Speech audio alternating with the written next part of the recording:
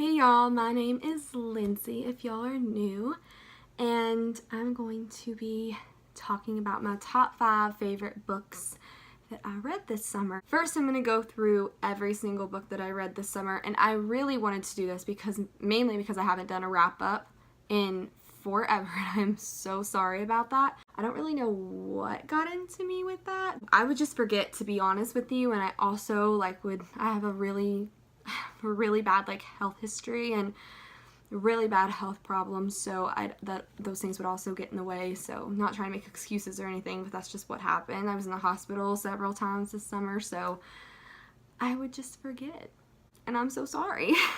But we're gonna go through all the books I read from June until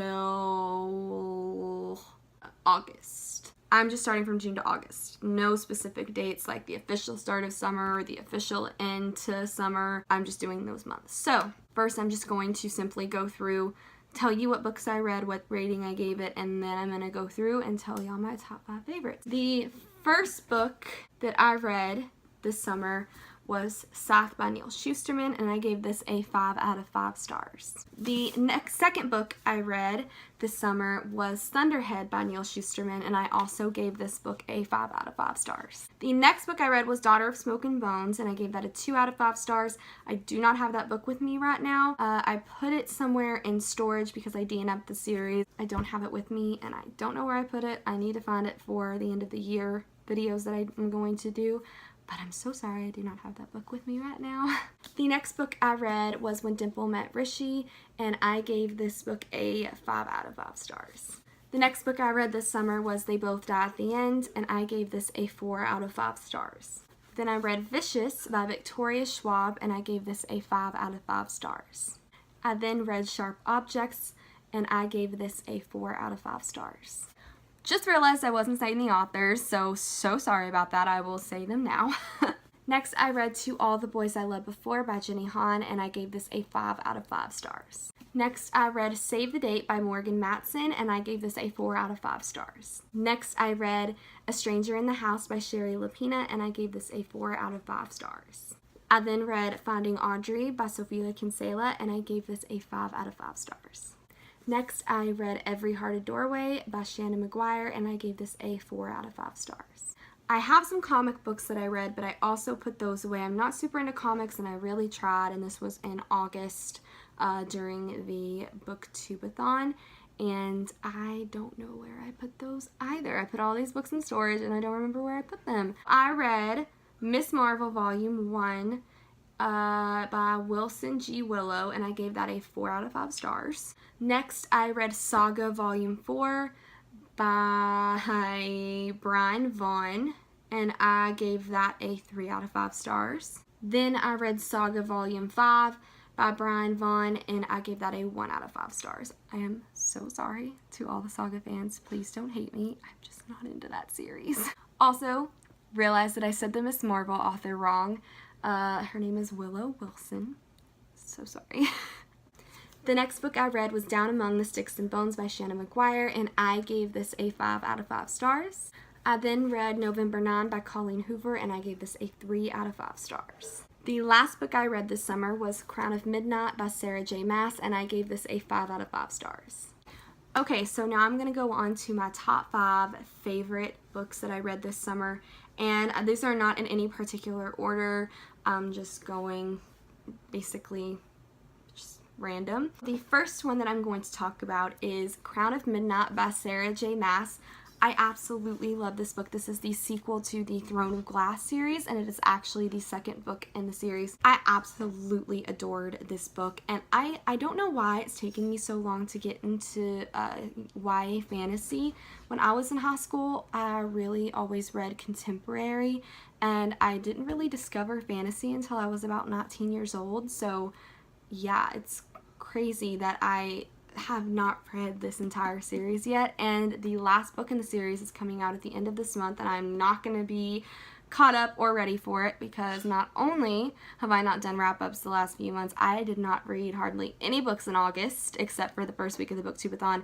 I have read one book in September, and that was for required reading in class, and this month I have not read anything. I've got a few required books that I've got to read I'm trying to get out of a slump. It's been rough. But this book was just so great, and it was action-packed, and I was obsessed with the characters. I just grew to love them so much, especially Selena, I can never say her name right. I just love her. I think she's so fantastic, and I actually got to see her in action a little bit more in this book. I was so disappointed in the first book, and I ended up giving the first book like I think a 3.5 or 4 out of 5 stars because they just like built her up to be this really crazy badass female character, and I didn't really get to see her in action. I was really disappointed by that. So I don't know, that was something that was a little disappointing for me in the first book, but in this book I got to see her kick ass. I loved it. Right now I am definitely feeling Kale. Is that how you say his name? Kale? I think so. Yeah, I am most definitely feeling him. I love him. I think he's so sweet. I think he's good for her. I don't know if that'll change. I don't know if my mind will change on that, but that's what I'm feeling right now. Oh my god, the ending of this book. I have got to pick up the 3rd book in this series. Things just got so busy with school, and like I said, I have health problems, so I just, seriously, I need to pick up the 3rd book because the ending in this, I was like, ugh. This was just something that was so memorable to me and that I thoroughly enjoyed reading and that I didn't want to put down. And this was also when my reading slump was starting, and I just, it really was something I was enjoying when I don't know, I just think I've read so much the past year that the slump has just been long overdue, and I think I needed the slump. But I loved this book, and I cannot wait to continue on with this series. That is the first book. The next book in my top 5 favorite books for this summer is Vicious by V.E. Schwab. Oh my goodness, I absolutely loved this book. I just love a good villain story. I'm just one of those people that I'm obsessed with the bad guys. I sometimes find them more interesting than like the protagonist. I know it's a little weird. Maybe not weird, maybe it's completely normal, maybe a lot of people are obsessed with villains, but I just love the concept of this book. It was fantastic. I was obsessed with the characters. I could not put this down, and it was so freaky at times and just crazy to me. I knew Victor and Eli were like the villains, but there was this girl with Victor. Sydney is her name. Loved this girl in this book. I thought she was so great and funny, and I think she was just a really great addition to this book. And also, I loved there wasn't a romance in this. There was a romance in this with Eli and his girlfriend, but it wasn't like the kind of romance that you generally get with fantasies. Like with some fantasies, I just feel like the romance is so unnecessary. Sometimes I feel like it's a really good romance and you really root for the characters, but I just feel like sometimes it's completely unnecessary, and I honestly get tired of it, and it can be super cheesy, and that's something I really like about Victoria Schwab. She does not have a lot of romance in her books, and I absolutely love that about her. So if I'm wanting to read a fantasy that isn't full of icky, gooey romance, I always go to her. This was so good. It was so good, and I just, the other day, like I think, the other day, I got Vengeful, the 2nd book in the Villain series. I'm just so excited to read this. I cannot wait to see Victor and Eli again. I wanted Sydney to be in it, but I don't think she's going to be. I didn't see her in the tab, so that makes me sad. But you guys will see this in the next video that I'm going to film, so yeah. But this was so good, and I strongly recommend it. So good. The next book in my top 5 favorite books I read this summer is Finding Audrey by Sophia Kinsella. So I read this during the BookTube-a-thon in early August. Y'all, this book was so good. And I don't see a lot of 5-star ratings with this. Actually, I don't think with anybody I follow I saw a 5-star rating except my mom. But a lot of people give this about a 3. And you know, that's completely fine, and I get that. I think I just related to her so much. Audrey is somebody who has social anxiety, and I don't know, I just really could relate to this. I have really bad social anxiety, and there were certain things that she would talk about that had to do with mental illness. One thing in particular, she calls it lizard brain. This concept was so fascinating to me, and it's something that really explained my mental illness really well. So she said that basically her therapist or psychiatrist said that there is a part of your brain that is basically the fight or flight zone, and it just panics instantly. If something's happening, it kind of freaks out and panics. And most people can turn that off, or not most people, I don't know, but I know that most people I know anyways can turn that off and not listen to that as much, and their body will listen to them. I don't have that ability. I myself, like me, Lindsay, can have a situation happen and say, it's okay, don't freak out, what you're thinking is irrational. But my body does not listen to me, it listens to the lizard part of my brain. It does not listen to me whatsoever. It doesn't care what I have to say. It doesn't care how rad I am or how rational and logical I'm being. It will every time listen to that part of my brain, and it causes me a lot of problems. And that was just an aspect of my anxiety, depression, PTSD, agoraphobia, all of it. I know. OCD, it's a lot. That is a big aspect of all of that. Like, it doesn't represent all of it by any means, all of my mental illnesses, but it is a big aspect. But I loved this book. I loved Audrey. I thought she was so like just a really, really likable character, and I just liked her family dynamic. It was so funny. I would laugh so hard at times, just like laughing so hard, like I swear I could have peed myself. It was just so funny. So I do recommend this book. I know that a lot of people haven't given it a 5 out of 5 stars like I have, but I do really, really love it. I do really, really genuinely love it. So yeah, just give it a try if you want. Okay, so we're down to the last two.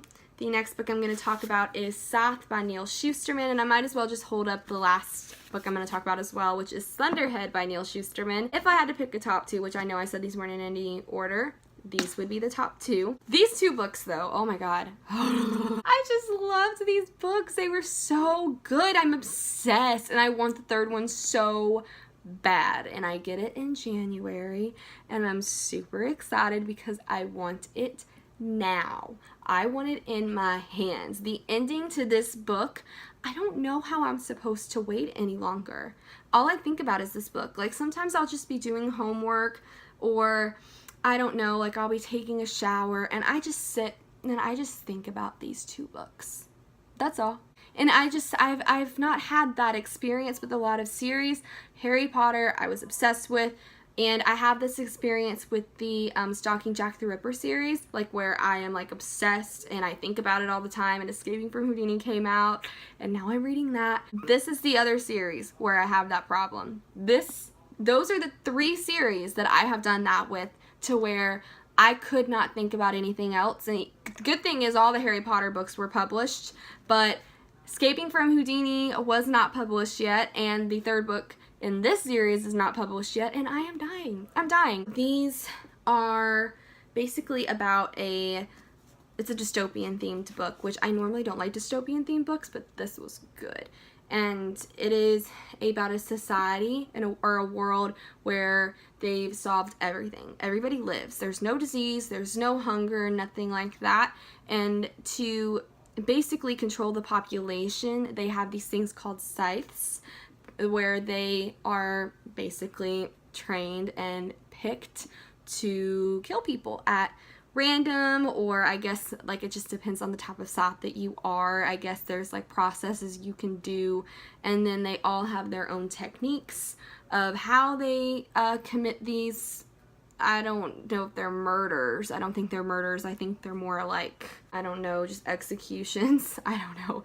I'm just going to hold up this one because that one's getting a little heavy. And then there are these 2 young, I think they're in their teenagers, Citra and Rowan. They're 2 young teenagers who get selected to be apprentices and to become scythes. They're both become really good friends, and there's a romance involved in this, and it's so good. And right now there's just this big like situation where there's this one scythe who is out of control, and he's like mass murdering people, and it's so wrong, and he's not getting held accountable for his actions. And the political stuff that goes on in this book, which is what I love about it, it's mainly political. The romance is there, but it's not super strong and in your face, and that's what I love about this book. It's just mainly political, and there is so much about this where it relates to our government and our society, and it's just so interesting and fascinating, and I love it. I just love this series. I can't wait to read it.